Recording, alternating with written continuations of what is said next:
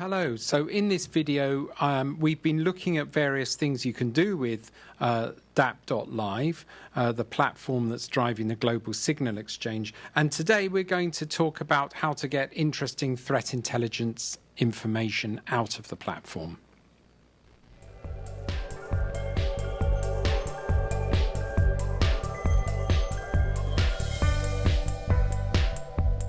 So what we're going to start with is something really quite abstract. I'm going straight into the query caching section of the analytics part of this platform. So these are queries that we've created earlier as stored queries, and we've basically made it so that they have a cache period of 12 hours, which means that whenever you run them with a particular keyword, they won't reinstall themselves as a query in the cloud and run again. You can just look at them, look at the cached results for them, which is very good for things like daily or hourly threat monitoring, where you don't want to churn the whole system and wait for queries to run each time.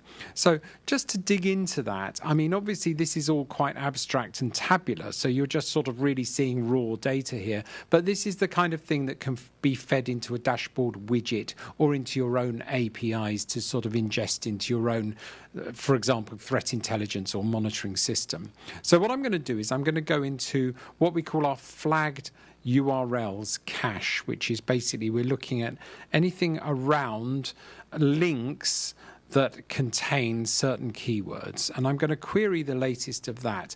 And we're going to look at something that's been very interesting since the 18th of July. That was just running there to set itself up.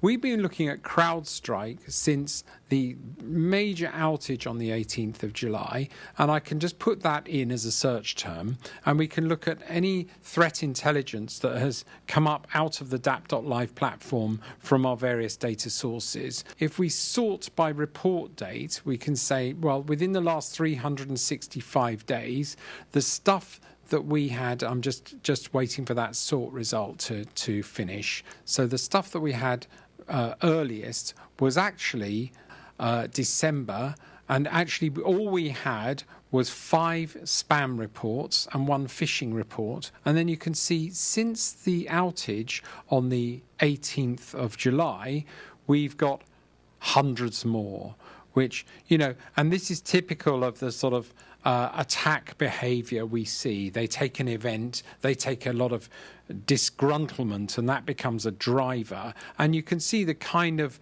links that we found: CrowdStrike down, CrowdStrike doomsday, CrowdStrike fix. These are sort of trying to attract people who may be angry or have problems and outages in their own businesses and organizations, and they've possibly created threat URLs, links to share and target websites.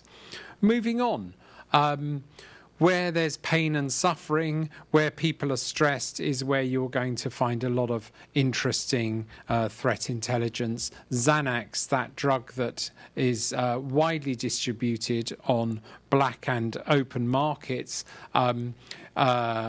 stress relief. These kind of pharmaceuticals we're finding more and more are the targets of various attacks. And here we can see Xanax online, xanaxshop.com.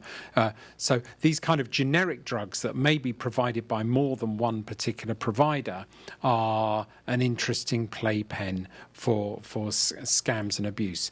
Now, the next one I want to show you is where we've got a keyword, United Parcel Service, where the UPS is actually very, very generic. It's also the end of the word cups, CUPS. So it's very hard to detect those. And what we have is a more expensive query, a larger query called the flagged URL hyphenated cache, which means that we're searching for very tight groups of those strings.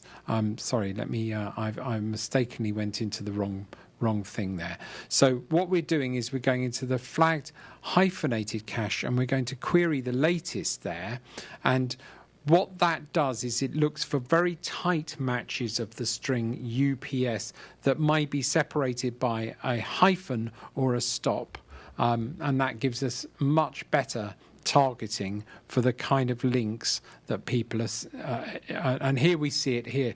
Clearly, these are threatening links. This is a scam on the 18th of October last year. Delivery UPS service. So that is much more clearly targeting that brand. And as we said, this has gone into a cached query, and we're looking at the latest run of that query for the search term UPS. So here you've been able to see how we can create queries in the past, either save them as snapshots or run them as cacheable, which means I ran that UPS query earlier today. We didn't have to wait for it to churn through millions of records of data again.